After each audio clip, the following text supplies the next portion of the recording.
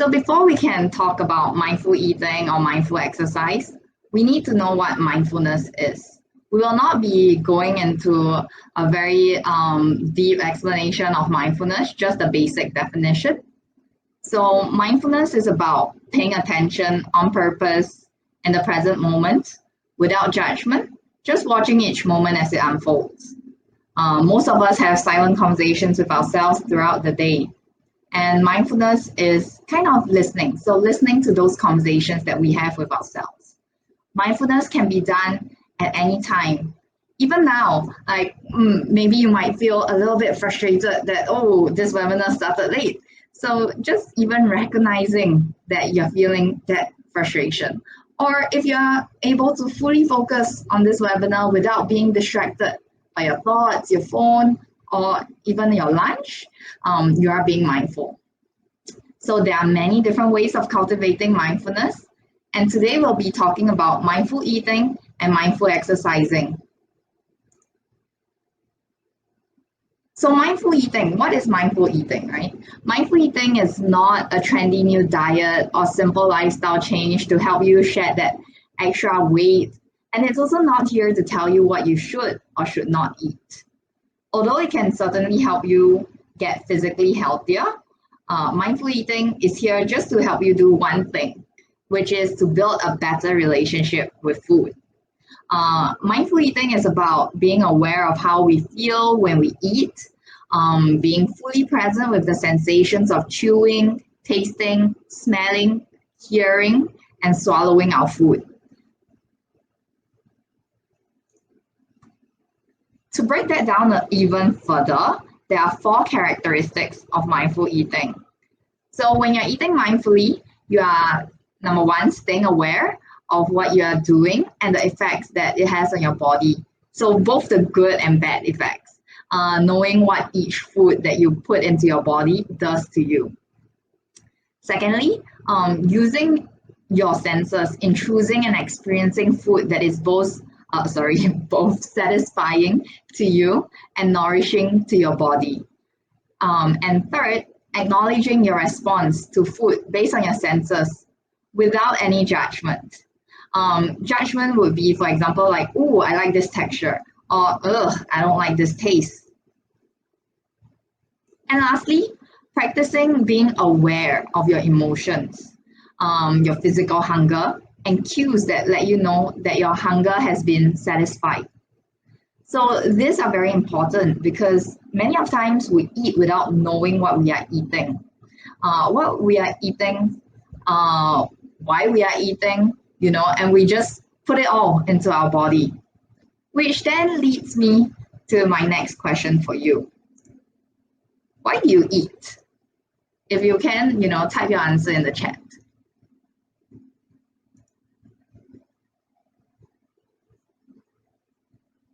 Because you're hungry, sad, bored, it's to stay alive. Because you love food, feel stressed, enjoyment, nourishment, because it's meal time, for a treat. Yeah, so a lot of times, right, we eat, it could be out of habit, it could be because we're feeling stressed, because we're bored. Like now, especially during the lockdown or working from home, it's so easy to have access to your pantry, right? Imagine your own kitchen. So you're bored, you're at work, you're like, oh, I'm bored, or oh, I'm feeling stressed. What do? You walk to the kitchen, grab something, come back. I do that too. I think I personally have like a love-hate relationship with food. And we all eat because of different reasons. If we eat because we're hungry, to satisfy our hunger and eat just enough, then that's okay. But just like all of you, I also eat because I have all those different emotions. But after eating, does it really make me feel better? Nah, it doesn't really, but I still do it anyway. So today we'll talk about how do we then deal with that. So stress eating, it's a real thing. Stress, the hormones that it unleashes and the effects of the high fat, sugary comfort food, it can cause all of us to overeat. In the short term, stress can suppress our appetite. The nervous system sends message to the adrenal glands and asks the kidney to pump out more hormones known as epinephrine, which I think more commonly we'll all know it as adrenaline. And this helps trigger the body's fight or flight response, which temporarily, puts our eating on hold. But if the stress, it persists, then that's a different story. So another hormone will be released, and this hormone is the stress hormone, cortisol. So cortisol will then increase appetite. It might ramp up motivation in general, but it also includes the motivation to eat. And usually, once a stressful episode is over, the cortisol level should fall. But if the stress doesn't go away, or if our stress response is stuck, like that on switch is stuck all the time, cortisol levels may be elevated. Then this, has an effect on us overeating, and it also has an effect on our food preferences. So there's been numerous studies that show physical or emotional distress increases the intake of high in fat, high in sugar types of food. And this type of like high fat, high sugar food, they usually dampen the stress effects for that temporary, like for that little moment, and that's why they are called comfort food. But then this can then cause us to not really put in nourishing things into our body. So why then do we want to eat mindfully? So mindful eating is not only good for your mind, but it's also good for your body. Mindful eating allows us to choose food that is good for us. It allows us to feel better about what we put into our body and feel more satisfied with our food choices. And because of all of that, it improves our mood. So researchers have found a positive relationship between mindful eating and healthy eating. So trait mindfulness is associated with less impulsive eating, reduced calorie consumption, and we'll choose healthier snacks. So that allows us to have a preference for healthier food when we eat mindfully. Another study has also found that a mindfulness-based weight loss program has led to greater mindfulness, cognitive restraint around eating, and it significantly decreases weight, emotional eating, binge eating, depression, perceived stress, and all those other good things. So now that you know the benefits of mindful eating, how do we do it? So there's a few things that I'll go through with you today. The first thing is this thing called the mindful eating plate. This mindful eating plate is a great visual about how we can best focus our attention and effort when we are engaged in mindful eating. Comes from this person called Dr. Susan Albers, who's an expert in mindful eating. So it divides your plate into 4 sections. The first one is observe. So observe is noticing your body, noticing the sensations that you're feeling in your body. Is your stomach rumbling? Do you feel low energy? Do you feel stressed out? How is your body feeling in that moment? And then savor. So noticing the texture, the aroma, the flavor of the food that you're eating. The next one is being in the moment. So being fully present, the part where I explain what mindfulness is about. So being fully present. Turn off the TV, get rid of any distractions, sit down and just focus on your food. And non-judgment. Speak mindfully and compassionately, remove all the messages of shoulds or any of the guilt that comes up in your mind. And the last part, there's a glass beside the plate. So that's the most important part of mindful eating, being aware, being able to taste your food and actually savor the food rather than just mindlessly munching and then swallowing your food. So now I'd like to take you through an exercise. I think my colleague sent out an email this morning to ask you to bring either a food item or a drink with you. Hopefully, most of you have a food item or a drink, just something small. And as you take the item, please don't eat it or drink it immediately. I'd like to invite you to hold it in your hand and take a close look at the food item or drink that you have in front of you. So think about how that food item or that drink, how it got to your table today. Thank the people, the animals, or the things that brought the food or the drink to you today. Could be the farmers, it could be yourself for going to purchase the food, or it could be the chickens if you're having eggs, or the cows if you're having milk. Look at the food. Notice how the food looks like. Notice the shape, its colors. How does it smell? How does it feel in your hands? Is it smooth? Is it hot? Is it cold?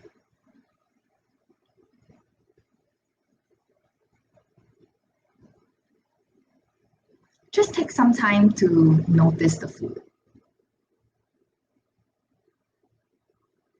Now slowly bring the food to your mouth. Don't put it in yet. Just place it on your lips and see what happens in your mouth.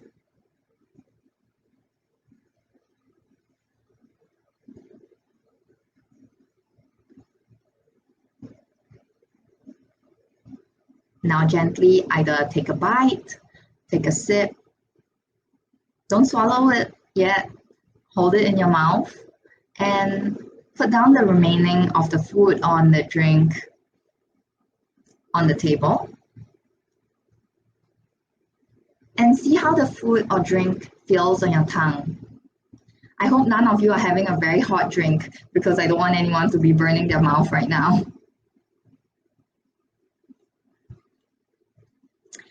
And take a bite out of the food if you're having a food item, and chew this bite with like laser sharp focus. Concentrate on the taste of the food or the drink. How does it feel around your mouth? Do not do anything else while you're chewing. Just chew and pay attention. If you're having a drink, you can just hold that drink in your mouth and see how it feels in your mouth. What is the texture of the food or drink? How does it taste?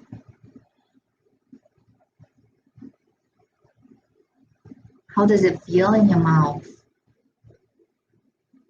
Do you hear anything?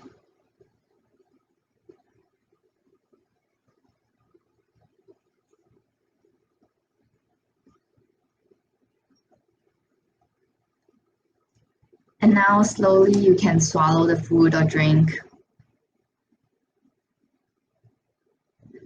And before you eat the rest of your food, just take a pause, remembering to breathe. So what I've taken you through is a very simple exercise of mindful breathing. Mindful eating. And when engaging in mindful eating, I know it's something that's not something that most of us are used to, and it's very easy to put the food in our mouth and instinctively want to start chewing the food. But just try and see whether you can just slow down and take a pause whenever you are eating. That's already a very good step when you want to be more mindful when you're eating. So another thing, like with mindful eating, is to learn to change your relationship to food. And to do that, like you can ask yourself the following questions. So just like I asked you just now, right? Why do you eat? So being aware of all the situations, all the emotions that trigger you to want to eat. For example, like if you notice, oh, I want to eat when I'm stressed out. So what can you do instead when you're feeling stressed to relieve the stress rather than using food to relieve that stress? Do you find yourself eating even though you said you would not? And then when do you eat? So how often do you feel like eating? Why? Do you know if you're really hungry or if it's your body playing a trick on you?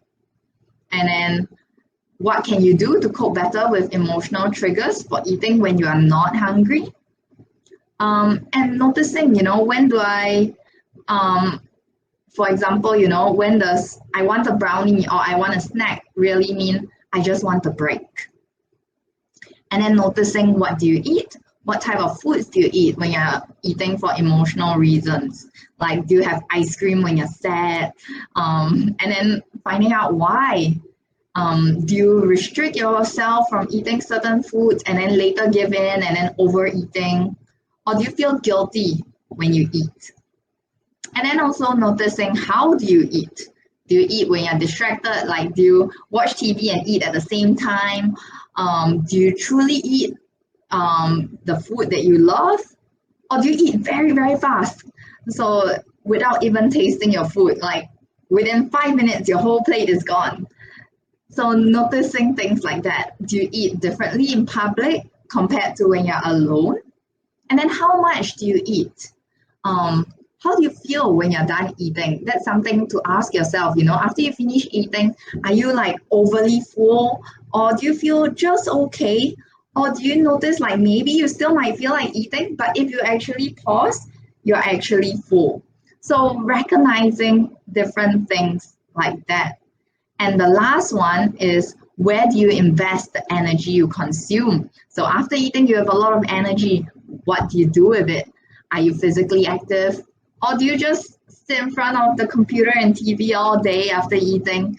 Or do you use exercise to punish yourself for eating? Or is there anything else that you'd like to be doing but you are not doing right now?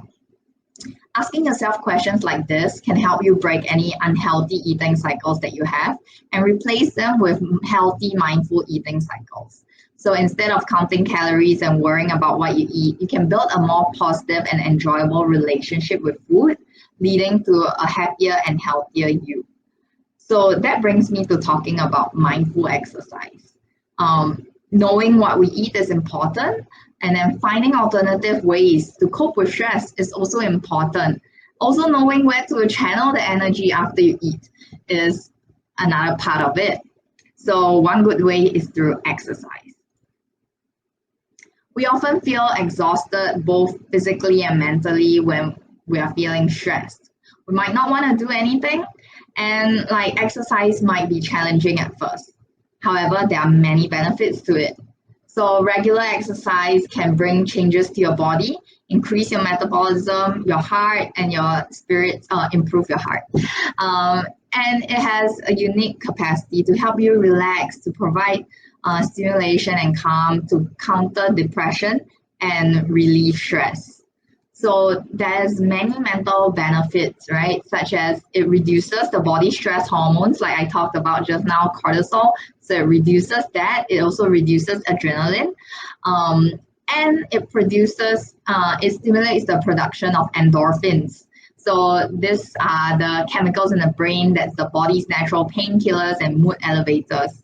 So endorphins are responsible for like the runner's high and the feelings of relaxation and optimism, like after many hard workouts.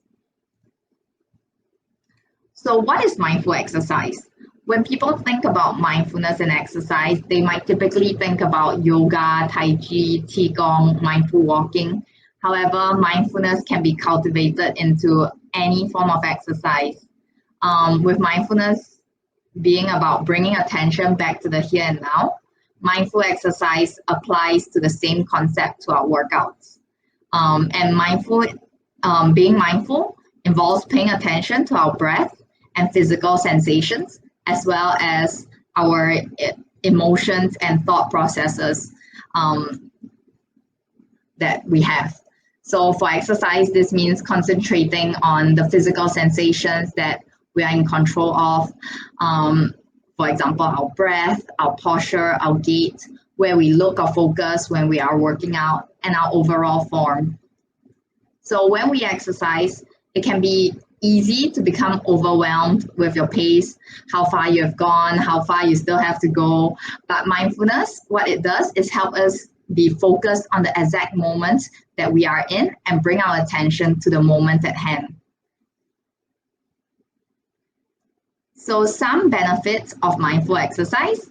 A lot of times, we want to distract ourselves from our workouts, but there are many benefits to actually be mindful during exercise.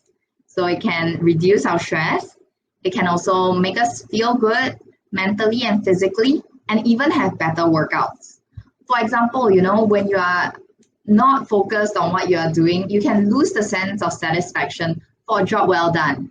Your workouts might also not be as effective. Like if you're in the gym, if you're rushing through, how often do you look at your form? So being mindful will allow you to be more mindful of your form and allow you to be more focused on your workout. And working out, right, it can be satisfying on its own. When you've done the exercise for the day, it can give you a sense of completion. You've done something beneficial for your health that feels good.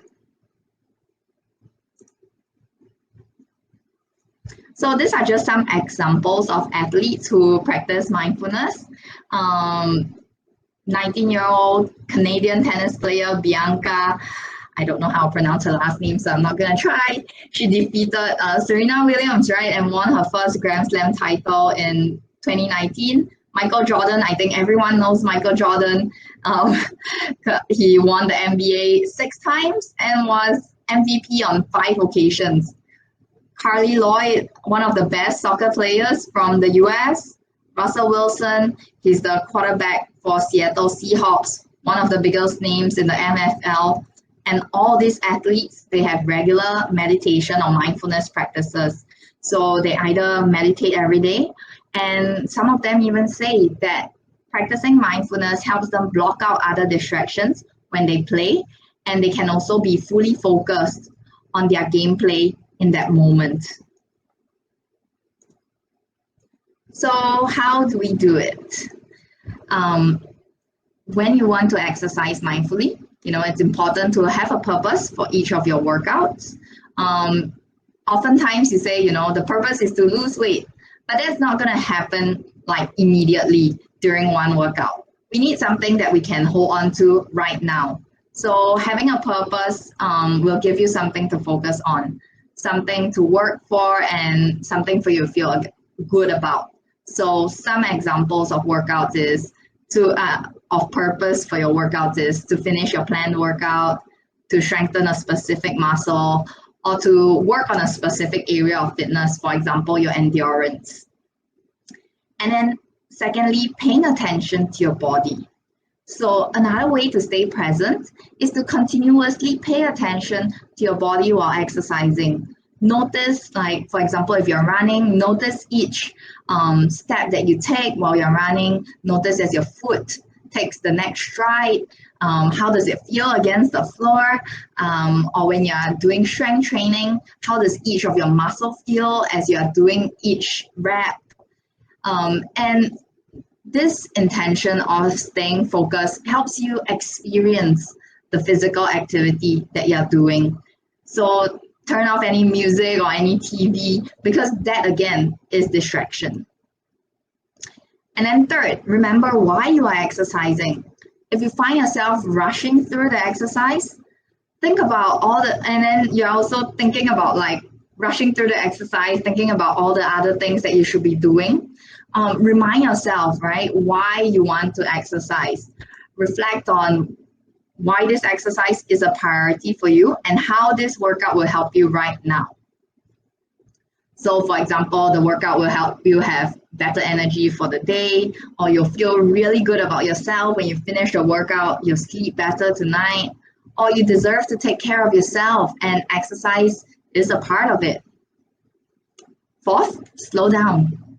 So remember, you've actually set time aside for your workout. So give yourself that permission to actually do it.